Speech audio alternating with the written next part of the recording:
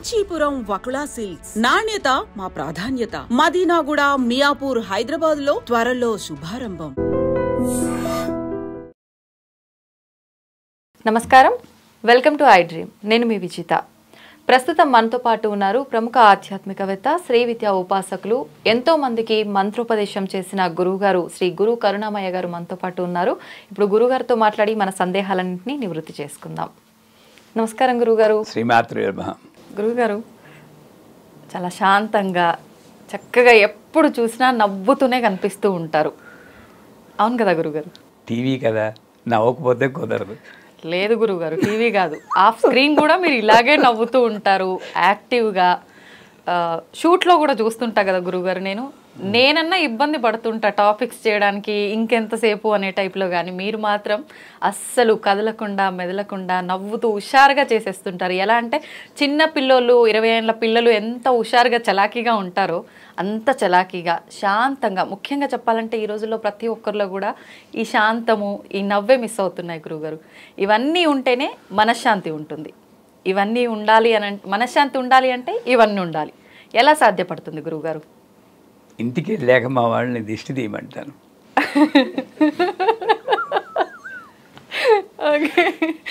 అది పడి 71 నాకు. నేను పుస్తకాలు చదవలేదు, పురాణాలు చదవలేదు, నా జీవితాన్ని చదివాను. ఎదురుగుండా ఉన్న జీవితాలు చదివాను. ప్రజలే నా పుస్తకాలు, ప్రపంచమే నా లైబ్రరీ. I'm telling honestly. నా గురువు, నన్ను కన్న అమ్మ, ఇద్దరు నా జీవితానికి ఒక మార్గం ఏర్పరిచారు. సో ఆ సాధన ద్వారా కేవలం పూజ చేస్తేనే కాదు, ఇది నాకు ఒక sweet diversion from the materialistic life. Sweet diversion. ఏదో టీవీ చూడడం బదులు పూజ చేస్తున్నాను ఆనందంగా. దాంతోపాటు ఏం పాటించానో చెప్తాను. నన్ను నేను అబ్జర్వ్ చేసుకోవడం నేర్చుకున్నాను. ఎప్పుడైనా ఖాళీ దొరికినప్పుడు నా జీవితంలో వెనక్కి వెళ్ళి నేను నడిచిన మార్గం ఎలా ఉంది అని. అందుకే స్వాత్మానందల విభూత బ్రహ్మాద్యానంద సంతతి, తెలుగులో ఒక పాట ఉంది, నాలో నేనే రమిస్తూ అని. నీకు ఆ పాట తెలుసా? జగమంత కుటుంబం నాది, ఏకాకి జీవితం నాది. Perfect philosophy. చుట్టూరా జనాలు ఉంటారు, కానీ నా జీవితం నేనే అనుభవించాలి. నాలో నేనే రమిస్తూ అంటాడు. అంటే నన్ను నేను ఆలోచిస్తూ కూర్చోవాలి. అక్కడ 4 విషయాలు నాకు తెలిసాయి. ఆ 4 విషయాలు నేను ప్రాక్టీస్ చేయడానికి ఇంకా ప్రయత్నిస్తున్నాను. నేను పెర్ఫెక్షన్ మాత్రం నేను చెప్పట్లేదు. ఒకటి, ఎవరైనా ఏదైనా అంటే ఎంత ఫ్రీక్వెంట్గా నేను రియాక్ట్ అవుతున్నాను. How frequently you are reacting. మీరన్నా రియాక్ట్ అయిపోయి, ఆయనన్నా రియాక్ట్ అయిపోయి, ఇంకోటన్నా రియాక్ట్ అయ్యి, ఫ్రీక్వెంట్గా ప్రతి రోజులో 10 సార్లు రియాక్ట్ అవుతున్నానా? తగ్గించు. దాని మీ ప్రాక్టీస్. ఫ్రీక్వెన్సీ. ఎంత వైలెంట్గా రియాక్ట్ అవుతున్నాను. ఒక మాట అనే భయమని లేస్తూ ఉంటాం. అంత అవసరం లేదు. నాకు న్యూజిలాండ్లో గవర్నమెంట్ ఆఫీస్లో పనిచేసినప్పుడు ఒక ట్రైనింగ్ ఇచ్చారు. నా జీవితంలో ప్రతి సంఘటన కూడా అమ్మవారి అనుగ్రహం అమ్మ. నేను న్యూజిలాండ్లో ఉద్యోగం చేసినా, అమెరికాలో ఉద్యోగం చేసినా, దాని నుండి నేను నేర్చుకున్నాను తప్పితే భుక్తికి మాత్రమే నేను చేయలేదు. న్యూజిలాండ్లో ఉద్యోగం చేసినప్పుడు ఆ కస్టమర్ సర్వీస్లో పెద్ద పెద్ద మౌరీస్ వచ్చేవారు. మనమేమో 5 అడుగుల 3 అంగుళాలు. వాళ్ళు వచ్చి ఎందుకు ఇవో నాకు బెనిఫిట్, నా డబ్బు ఎందుకు రావు అని గవర్నమెంట్ శాంక్షన్లని నేను ఆపేస్తే కొట్టడానికి వచ్చేవారు. కంప్యూటర్ బద్దలుగొట్టేసేవాడు. మాకు ఒక ట్రైనింగ్ ఇచ్చారు. అటువంటి పరిస్థితుల్లో కూడా రియాక్షన్ వైలెంట్గా ఉండకూడదు. సో నా స్టేట్మెంట్ ఎలా ఉండాలో వాళ్ళు ట్రైనింగ్ ఇచ్చారు. What you say may be correct. నువ్వు అంటే చాలా కరెక్ట్. వాడికి అప్పుడు ఈగో సాటిస్ఫై అయిపోతుంది. What you say may be correct. మనం ఏంటి కాదు, చాలా తప్పు నువ్వు చేసేది, వైలెంట్ రియాక్షన్. వాడి అసలే మండుకుతూ ఉన్నాడు, నువ్వు ఇంకొంచెం ఆజ్యం పోస్తున్నావు. ఆ training what you say may be correct. మీరు నా మీద అరుస్తున్నారు అనుకోండి, విదిత నాది చాలా కరెక్ట్. అసలు నేను నీ పొజిషన్లో ఉన్నాను అనుకో, బ్రహ్మాండంగా అరుస్తాను. నువ్వు చాలా శాంతం, ఎంత అరిచినా సరే నువ్వు చాలా శాంతం. అప్పుడు తగ్గుతుంది. అప్పుడు నేను చెప్పాలని చెప్తాను, కానీ అది బాగా పనిచేసింది. సో వైలెంట్ రియాక్షన్ని నేను మైల్డ్ రియాక్షన్ ఉంటుంది. మానవుడు అన్న తర్వాత రాముడికే కోపం వచ్చింది సముద్రం మీద, బాణం తీసే చంపేస్తానని. సీత వెళ్ళిపోగానే ఏడుపు మొదలెట్టారంటారు. ఇవన్నీ ఆయన ఏడ్చాడా లేదా అని కాదు, మానవ రూపంలో ఉన్నప్పుడు ఈ బలహీనతలు సహజం. కానీ దాన్ని కంట్రోల్ చేసుకుంటే నువ్వు సాధకుడు అవుతావు. ఎలా కంట్రోల్ చేసుకోవాలి అదే చెప్తున్నాను. Observe, always review, accept the world as it is, analyse your self continuously. మనం రివర్స్లో ఉంటున్నాం. అనలైజింగ్ ద వరల్డ్, ప్రపంచాన్ని విమర్శిస్తున్నాం. నేను ఎలా ఉన్నా నేను బేష్, అది తప్పు. ప్రపంచాన్ని యాక్సెప్ట్ చేయి, నీ భర్తని యాక్సెప్ట్ చేయి, నీ భార్యని యాక్సెప్ట్ చేయి, నీ పిల్లల్ని యాక్సెప్ట్ చేయి. వాళ్ళు ఒక జీవులు, ఏదో సంబంధంలో కలిశారు. కష్టమే, మీరందరూ కష్టపడి వాళ్ళని నేను రెచ్చగొట్టడం లేదు. సో ఇలాగా వైలెంట్ రియాక్షన్ని తగ్గించాం. సో ఫ్రీక్వెన్సీ ఒకటి, వైలెన్స్ ఒకటి, రెండు. తర్వాత ఎంతసేపు ఆ రియాక్షన్ ఉంటుంది. ఇప్పుడు మీరు నా మీద అరిచారు, కానీ ఈవెన్ నేను అరిచేస్తాను. మీ పేరు ఎవరైనా చెప్పినా కూడా నా ముఖం మారిపోతూ ఉంటుంది, అవునా కదా? అంటే ఏంటి, ఆ రియాక్షన్ ఇంకా పోలేదు. మీరు అక్కడ గుమ్మంలో అడుగుతున్న ఫేస్ మారిపోతుంది. ఎంతసేపు నేను అలాగా ఉంచుకుంటున్నాను, దాన్ని తగ్గించుకోవాలి. ఫ్రీక్వెన్సీ, వైలెన్స్, ఎంతసేపు. నాలుగవది, how quickly you are reacting. 8 సెకండ్ల గ్యాప్ తీసుకుంటాను నేను. ఎవరైనా నా మీద కొంచెం కాంట్రవర్షియల్గా మాట్లాడినా, దెబ్బలాడేటట్టు నన్ను రెచ్చగొట్టేటట్టు మాట్లాడినా, మీరు అనుకోవచ్చు గురువు కదా, ఈయనకి సుఖం హాయిగా అందరూ జై జై అంటూ ఉంటారని. మాకు ఉంటాయి. నేను కనెక్టికట్లో పూజ చేస్తున్నప్పుడు సత్యనారాయణ వ్రతం చేసాం. అప్పుడు కర్మగారి నా సెల్ ఫోన్ మోగింది. ఆ సెల్ ఫోన్లో అప్పుడు జల్సా అని ఒక సినిమా వచ్చింది. ఆ జల్సాలో గల్లో తేలినట్టుందే అని ఒక పాట ఉంది. ఆ పాట రింగ్ టోన్ కానీ పెట్టాను. నాకు ఇష్టం, నేనేం చేయడం. నా కర్మగాలి అప్పుడే మోగింది. ఇంకా చూడాలి జనాలు, వీడిని ఎందుకు పిలిచారు, ఇలాంటి పాటలు వింటున్నవాడు ఈయన వింటనే. ఒక ఆయన అడిగితే, ఏంటండి రింగ్ టోన్ ఏంటి, మీ పూజలు ఏంటి అన్నారు. ఆ పొజిషన్ వచ్చింది. అప్పుడు చేసిన ట్రైనింగ్ నాకు పనికి వచ్చింది. క్విక్గా రియాక్ట్ అవ్వలేదు. అమ్మా నువ్వే మోగించావు, నన్ను రక్షించు తల్లి, ఈ రకాతం పెట్టకు అని ఒక 8 సెకండ్లు గ్యాప్ ఇచ్చాను. అమ్మ పలికింది. నేను చెప్పాను, ఇదెవరండి పిచ్చి మాట అంటారు, అసలు శ్రీ విద్యా ఉపాసనలో ఏం జరుగుతుందో అమ్మ చెప్తుంది. వాడు గాల్లో తేలినట్టుందే అంటే ఖేచరీ విద్య. హాయిగా సంసారంలో ఎన్ని కష్టాలున్నా కూడా గాల్లో తేలినట్టుందే, గుండె ఊగినట్టుందే, దేని మీద దృష్టి నిలవదు, అమ్మే కావాలి వాడికి. ఊగుతూ ఉంటుంది, ఇది కాదు అమ్మే కావాలని. తేనె పట్టు మీద రాయి పెట్టి కొట్టినట్టుందే, తేనె పట్టు మీద రాయి పెట్టి కొడితే తుమ్మిదలందరూ కందిరీకలందరూ ఈ అని ఓంకారం వినిపిస్తుంది వాడికి.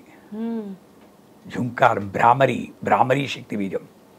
ఫుల్ బాటిల్ ఎత్తి దింపకుండా తాగినట్టుంది. సరోన్మాదిని అని ఒక పదం ఉంది. ఉన్మాద స్థితిలో వాడు ఎంత మత్తులో ఉంటాడో వాడికన్నా మత్తులో వీడు ఉంటాడు.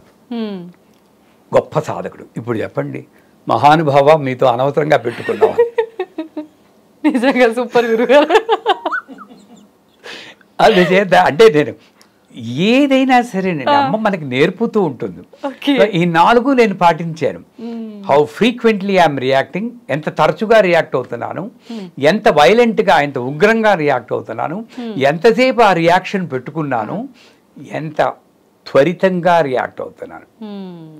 ఈ 4 కంట్రోల్ చేసుకుంటే ఈ నవ్వు ఫేస్ అలాగే ఉంటుంది. తప్పదు. నేను పెట్టి వీడియో కూడా కొంతమంది ఈ కమర్షియల్ చాలామంది గురువులు బయలుదేరారు, నేను నమ్మకండి అని పెట్టి అంటారు. మా వాళ్ళ కమెంట్ తీసేయమంటారు. తీయద్దు, పెద్ద ఇంటి ముందు గుమ్మడికాయ కడతారు కదా, ఆ గుమ్మడికాయ అది అన్నారు. ఓకే. అంటే లైఫ్ని ఈజీగా తీసుకోవడం అన్నది మా గురువుగారు నేర్పించారు, మా అమ్మ నేర్పించింది. నాకు కష్టాలు లేవా అంటే, మీలాగే నాకు కష్టాలు ఉన్నాయి, అందరి మనిషి ద్వారా కష్టాలు ఉంటాయి, కానీ సఫరింగ్ లేదు. Pain is different, suffering is different. బాధపడను, నా కర్మ నేను అనుభవిస్తున్నాను. అందుచేత నాకు ఏ కష్టం వచ్చినా సరే నా కర్మను నేను అనుభవిస్తున్నాను. ఆవిడ్ని నేను పట్టుకుంటే నాకు బాధ లేకుండా చేస్తుంది. ఇప్పుడు ఒకటే, ఈ జన్మలో ఈ శ్రీ విద్యలో ఉన్నాను, ఇంకా కాస్త భోగాన్ని అనుభవిస్తున్నాను గురువు కింద, అందరూ జయ జయ అంటున్నారు. ఇప్పుడే నేను కర్మను అనుభవించకపోతే రేపు పొద్దున నేను వెళ్ళిపోయాక ఈ కర్మ అలాగే ఉండిపోతుంది, అది నన్ను వదలదు. ఇంకో జన్మ ఎత్తినప్పుడు ఈ కర్మ వస్తే అప్పుడు కర్మగాలి నేను భగవంతుని భక్తి లేకుండా ఉంటే, ఒకవేళ అది జరగదు, ఎవడు నన్ను రక్షిస్తాడు? ఆ భయం. ఇంకొకటి ఏంటంటే, నన్ను రక్షించింది, మేము కాశీకి వెళ్ళినప్పుడల్లా కూడా పూజలతో పాటు హరిశ్చంద్ర ఘాట్లో పడవ ఆపుకుని ఆ దహనాలు చూస్తాం. ఆ బాడీని మా బాడీతో రీప్లేస్ చేస్తాం, ఫోటోషాప్లో రీప్లేస్ చేసినట్టు. రేపు పొద్దున్న నేను వెళ్ళిపోతే నా బాడీ అలాగే తగలవుతుంది. అది చూస్తాం. అంటే ఈ కొట్టుకోవడాలు, తిట్టుకోవడాలు, స్వార్థము, ఇవన్నీ కూడా ఇంతవరకే. ఇది వెళ్ళిపోయింది అనుకోండి. ఇప్పుడు నేను మీ షూటింగ్ అవ్వగానే నా శిష్యుడిని ఒకరిని పలకరించడానికి వెళ్ళాలి. పోయిన ఏడాదే వచ్చారు కాశీకి. ఏదో కళ్ళల్లో ప్రాబ్లం ఉందని చూపించుకోవడానికి డాక్టర్ దగ్గరికి వెళ్తే, ఇది కళ్ళ ప్రాబ్లం కాదు, బ్రెయిన్లో ఏదో ఉందని బ్రెయిన్ ఎంఆర్ఐ తీస్తే బ్రెయిన్ క్యాన్సర్ 5th స్టేజ్, 10 రోజుల కన్నా బతకవన్నారు. మామూలుగా ఉన్న మనిషి. ఇదే మన జీవితం. ఆ భయం నాకుంది. అంటే చచ్చిపోతానని కాదు, మంచి పని చేయాలంటే ఇప్పుడే చేస్తాను, నేను పోస్ట్ పోన్ చేయను. నా పూజలకు ముహూర్తాలు ఉండవు, నేను ముహూర్తం చూసుకోను. ఎప్పుడు పూజ చేయాలంటే అప్పుడే చేస్తా. ఎప్పుడు మంచి పని చేయాలనుకుంటే అప్పుడే. కర్మగాలు ఎవరి మీద కోపం వస్తే పోస్ట్ పోన్ చేసుకుంటాను, వాడిని తిట్టాలంటే. దానికి ముహూర్తం చూడాలి. నన్ను అడిగితే ఎవరిని వాడిని తిట్టాలి, మంచి ముహూర్తం చెప్పండి, వాడు బాగా బాధపడిపోవాలి, మంచి ముహూర్తం చెప్పండి, వెళ్ళండి. ఓ 4 నెలల తర్వాత మంచి ముహూర్తం ఉండాలి, ఆ లోపల మీ కోపం తగ్గిపోతుంది, ఇంకా అవసరం ఉండదు. మంచి పని చేయడానికి ముహూర్తం ఏమిటండి బాబు? సంచేత ఈ 4 సూత్రాలు, రేపొద్దున్న ఈ శరీరంలో ప్రాణం లేకపోతే ఈ పనులు నేను చేయలేను అన్న భయం, ఆతురత, ఇవన్నీ కలిపి నన్ను రక్షించి, ఎప్పుడు smile is the index of the mind, improves the face value అని అంటారు కదా, ఎప్పుడూ కూడా నవ్వుతూనే ఉండాలండి. మనం ఆవిడెవరో నాకు సుఖం కలిగించాలి, నా జీవితంలో మార్పు తేవాలని ఆవిడ్ని కోరుకోవడం కన్నా, కనీసం పూజ చేసేటప్పుడైనా ప్రకృతే నమః వికృతే నమః అని పూజ చేయి. ప్రకృతే నమః వికృతే, ఏడుస్తూ ఎందుకు పూజ చేస్తారు? అసలు ఏదో బెక్కమొహం వేసుకుని సీరియస్గా పెట్టుకుని పూజ చేస్తారు. అది నేను చేయను, ఆనందంగా పూజ చేస్తాను. అది నా రహస్యం, అంతకన్నా ఇంకోట్లేదు. నాకు అమ్మే టాప్ ప్రయారిటీ. నా 25 ఏళ్ళప్పటి నుండి ఇదే పద్ధతి. ఇప్పుడు కాదు, 71 వచ్చిందని కాదు, 25 ఏళ్ళప్పుడు కూడా అమ్మే నా టాప్ ప్రయారిటీ. ఎందుకు వచ్చింది గురుగారు మీకు ఆలోచన? అంటే అమ్మ ధ్యాసలోని ఇలా ఉండాలి, అమ్మకి మీరు ఎక్కువ ప్రయారిటీ ఇవ్వాల్సినంత అంటే ఏదో ఒక రీజన్ ఉంటుంది, ఎవరినో చూసి ఇలా చేయాలనుకుంటా. మా గురువు గారు అమృతానందనాథ సరస్వతి, ఆయనతో కలిసి ఉండడం, ఆయన జీవన విధానాన్ని చూడడం. మా అమ్మగారు నాకు ఫస్ట్ గురువు, యశోదమ్మ. ఆవిడ నేను చిన్నప్పుడు 6 ఏళ్ళప్పటి నుండి నాకు మంచి పెద్ద బాల శిక్షణ అప్పుడు ఉండేది, మీకు గుర్తుందో? ఇప్పుడు అన్నీ పోయాయి, వీడియో గేమ్సే. ఆ పెద్ద బాల శిక్ష చదివి రోజు చెప్పేది బామ్మ. ఆ మంచి గుణాలన్నీ కూడా పాతుకుపోయాయి. అప్పటి నుండి నాకు యూనిక్గా ఉండాలి. ఇంకొక విషయం నేను షేర్ చేస్తాను. ఇంకొక 4 అంగుళాలు నేను పొడుగుంటే నేను ఈ గురువు అయి ఉండేవాడిని కాదు. ఎందుకని గురువుగారు? ఎందుకంటే 5 అడుగుల 3 అంగుళాల్లో ఉన్నా కూడా ప్రజలు నన్ను గుర్తించాలి, నేను యూనిక్గా ఉండాలని కసి బయలుదేరింది. ఏం చేసినా యూనిక్గా ఉండాలి, ఒక పూజ చేస్తే యూనిక్గా ఉండాలి, మంత్రం చెప్తే యూనిక్గా ఉండాలి. ఆ విధానమే ఆహా ఇంకెవడు చెప్పలేడు అన్నట్లు ఉండాలని ఒక సటిల్ ఈగో నన్ను రక్షించింది. కామెడీగా ఉంది గురువుగారు. నేను ఒప్పుకుంటున్నాను కదా, నేనేం పోదు కొట్టడం లేదు. ఆ సటిల్, అందుకే ఇప్పుడు ఒక వ్యాఖ్యానానికి మరో వ్యాఖ్యానానికి సంబంధం లేదు. అదే ప్రశ్న మీరు రేపు 2 రోజుల తర్వాత ఇంకోది వస్తుంది. ఎందుకంటే రేపు ముందుగా చెప్పింది నేను చెప్పకూడదని ఇంకొకలాగా అదే అర్థం వచ్చేది చెప్తాను. ఇది నాకు ఒక వాగ్దేవత మంత్రం అని మా గురువు ప్రసాదించారు. ఆ మంత్ర ప్రభావం వల్ల ఈ శక్తి వచ్చిందని ఇప్పటికీ నమ్ముతాను. ఆ మంత్రం ఏమిటని అడగండి. అడగొద్దా గురుగారు? చెప్పకూడదా గురుగారు? అలా చెప్పకూడదని కాదు, ఖర్చు అవుతుంది. ఎందుకంటే ఖర్చు అంటే డబ్బులు కాదు. ఈ మంత్రం నేను చెప్తాను, కానీ రోజుకి 1000 సార్లు చెప్పాలి. దానికి సిద్ధపడితేనే ఆ మంత్రం ఇస్తాను. సిద్ధపడే వాళ్ళు ఉంటారు గురుగారు కొంతమంది, వాళ్ళ కోసం చెప్పేయండి మరి. ఇది ఇలా చెప్పేది కాదు, సిద్ధపడి వాళ్ళు దగ్గరికి రావాలి, వాళ్ళని నేను గమనించాలి. వాళ్ళు అప్పుడు అమ్మే చెప్తుంది పర్వాలేదు ఇమ్మని, అప్పుడు ఆ మంత్రం నేను అనుగ్రహిస్తాను. సో కేవలం మంత్రం చే జీవితాలు మారవమ్మా. మంత్రం మనకి జీవితాన్ని మార్చుకునే శక్తి ఇస్తుంది, మంత్రం డైరెక్ట్గా జీవితాన్ని మార్చదు. అది నా సిద్ధాంతం. ఓకే, నిజంగా చాలా నేర్చుకోవచ్చు గురువుగారు. మీ మొత్తం స్టోరీ విన్న తర్వాత అనిపిస్తోంది, నిజంగా మారాలి అని అనిపిస్తుంది, కానీ కొంచెం కష్టమే గురువుగారు ఆచరణలో పెట్టాలి. అమ్మని నమ్ముకోండి, పాదాలు పట్టుకోండి, అమ్మే మిమ్మల్ని నడిపిస్తుంది. కానీ మారాలి అన్న ఆలోచనని వదలకండి. ఓకే, తప్పకుండా గురుగారు. ధన్యవాదాలు గురుగారు.